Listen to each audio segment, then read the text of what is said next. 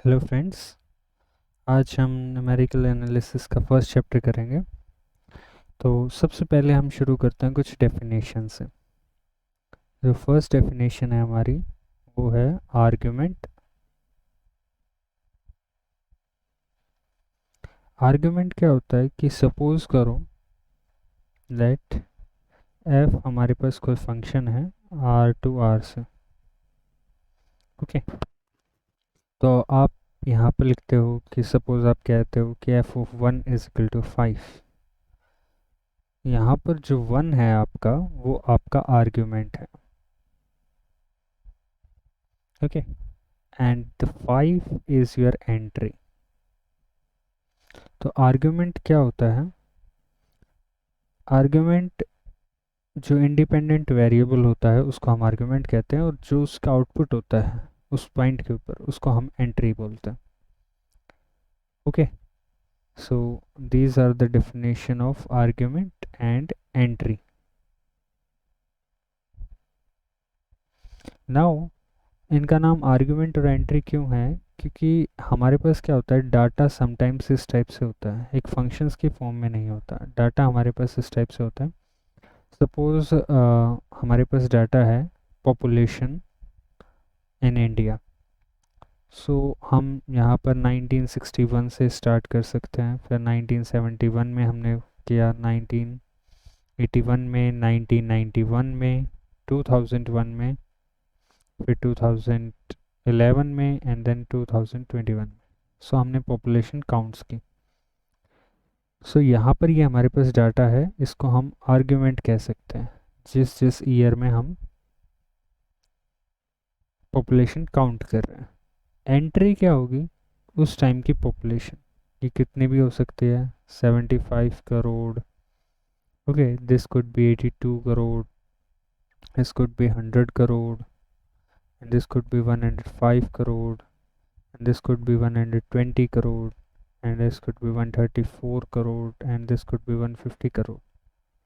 Okay, so these all are entries, ये आपकी सारी एंट्रीज हैं, and these are our arguments. तो इन चीज़ों को हम आर्ग्यूमेंट और एंट्री कहते हैं। अब यहाँ पर आपको एक चीज़ और नोट करनी पड़ सकती है कि यहाँ पर दो आर्ग्यूमेंट्स के बीच में, दो कॉन्जिक्यूटिव आर्ग्यूमेंट्स के बीच में जो डिफरेंस है ये 10 ईयर्स का है।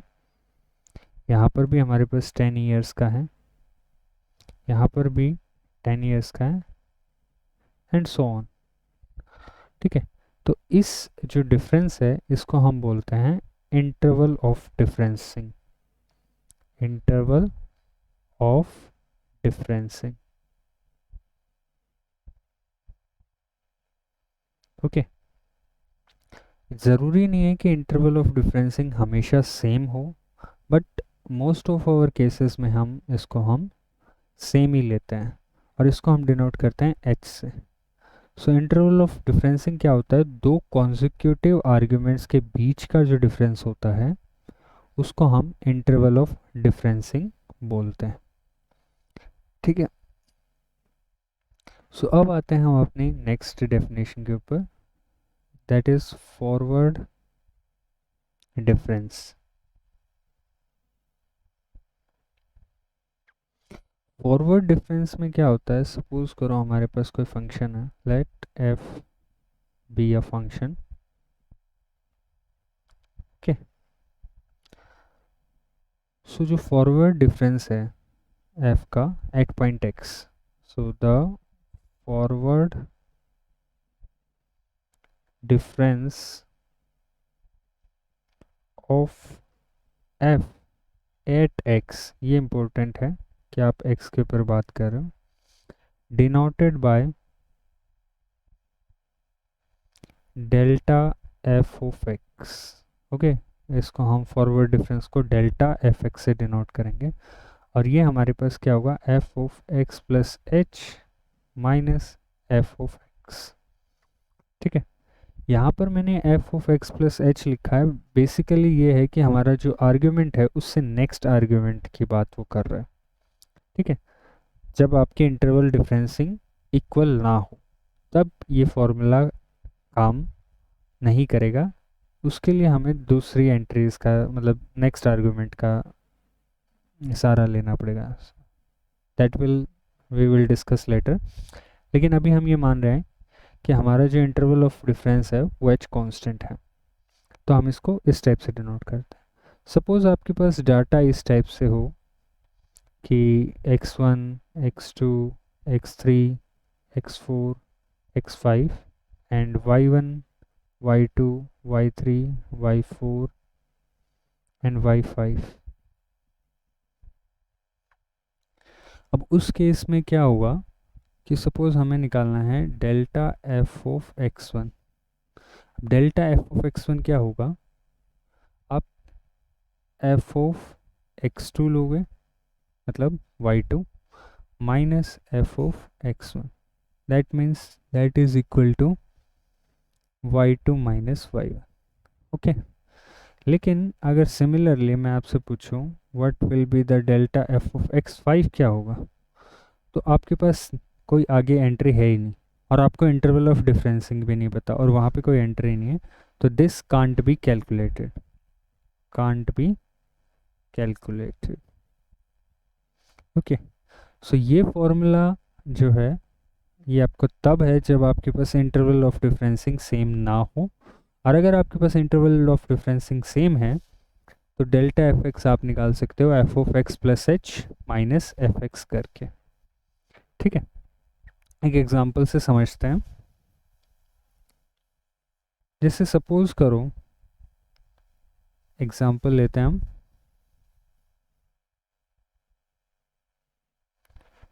सपोज आपके पास जो आर्ग्यूमेंट्स गिवन है वो आपके पास गिवन है 45 50 55 60 एंड 65 एंड कॉरस्पॉन्डिंग एंट्रीज, ये आपके पास आर्ग्यूमेंट है और अब आपके पास एंट्रीज आ रही हैं। एंट्रीज हैं आपके पास 2.871 2.401 2.083 1.862 and 1.712. okay, so these are your arguments and these are your entries।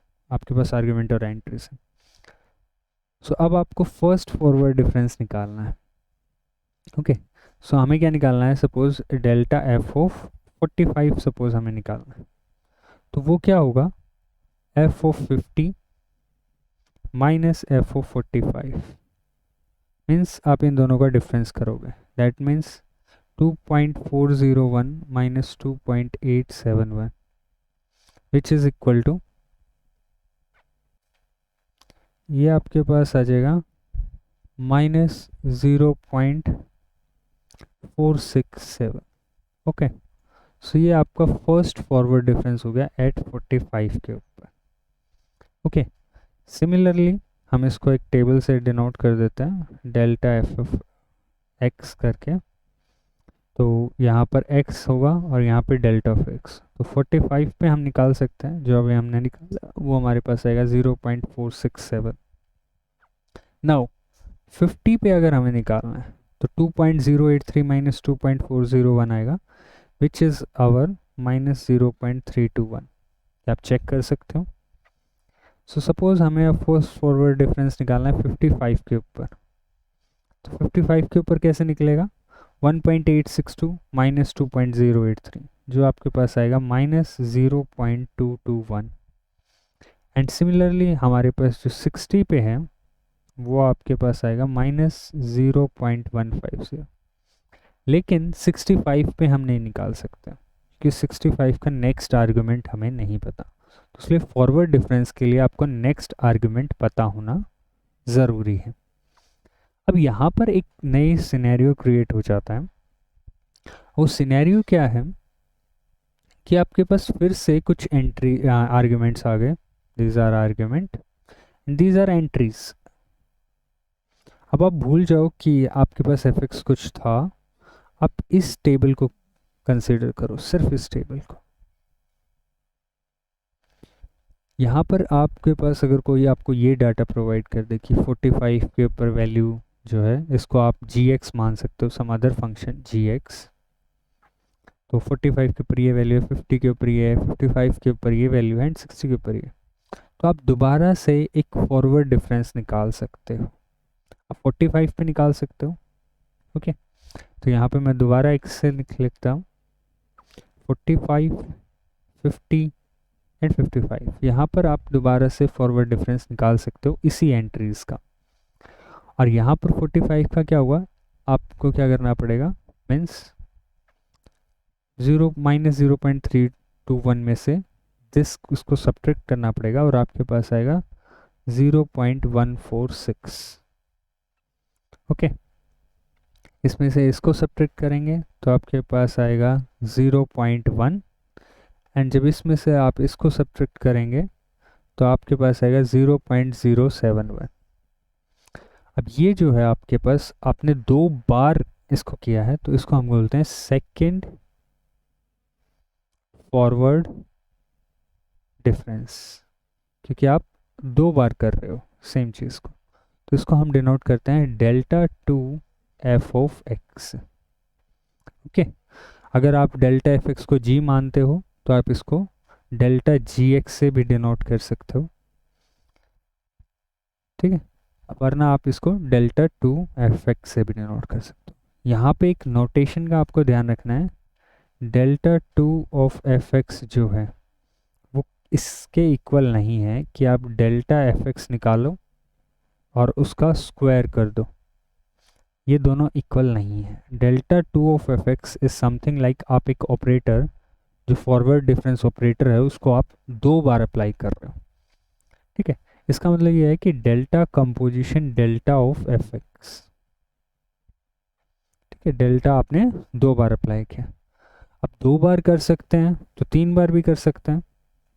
So similarly आप क्या निकाल सकते हो, थर्ड फॉरवर्ड डिफरेंस, ठीक है, थर्ड फॉरवर्ड डिफरेंस निकाल सकते हो। तो वो 45 और 50 पे ही निकलेगा।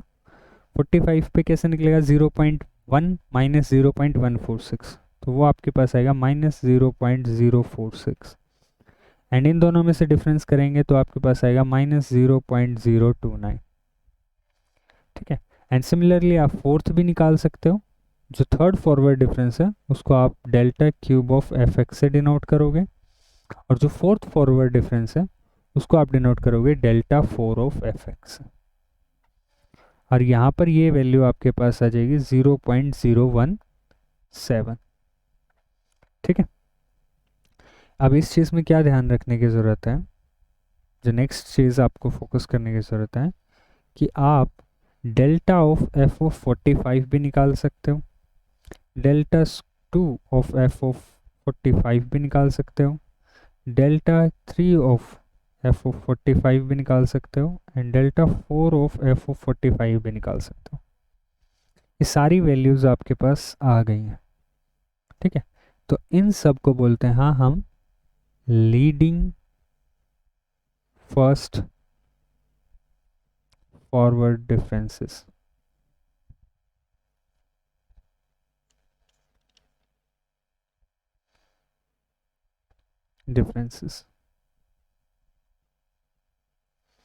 सो इन सब को हम क्या बोलते हैं, लीडिंग फर्स्ट फॉरवर्ड डिफरेंसेस, क्योंकि ये हमेशा आप सबसे पहले कैलकुलेट करोगे and they can be calculated. और जब आप इसी टेबल को, जैसे जो ये टेबल हमने बनाई है, इस टेबल को हम कहते हैं डायगोनल फॉरवर्ड डिफरेंस टेबल। ये जो टेबल है इसमें आप देख सकते हो कि डायगोनल की फॉर्म में एलिमेंट्स जा रहे हैं, नीचे से भी डायगोनल की फॉर्म में, तो इसको बोलते हैं diagonal forward difference table. Okay, so आज हमने क्या क्या चीज़ें सीखी, हमने फॉरवर्ड डिफरेंस के बारे में जाना, first forward difference more specifically, and first forward difference निकालने के बाद आप दोबारा उसको एज एन एंट्री और आर्गुमेंट की तरह ट्रीट करेंगे तो आप सेकंड फॉरवर्ड डिफरेंस भी निकाल सकते हैं। सिमिलरली आप थर्ड फॉरवर्ड डिफरेंस भी निकाल सकते हैं उसके बाद आप कंटिन्यू कर सकते हैं जब तक आपकी एंट्रीज आपके पास आर्ग्यूमेंट्स आगे रहेंगे। सेकेंडली, अगर आप उनको टेबल में डिनोट करते हैं तो उसको हम बोलते हैं डायगोनल फॉरवर्ड डिफरेंस।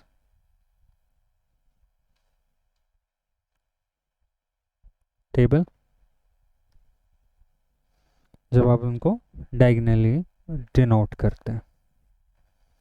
सो आज के लिए इतना ही। नेक्स्ट लेक्चर में हम बैकवर्ड डिफरेंसेस के बारे में पढ़ेंगे।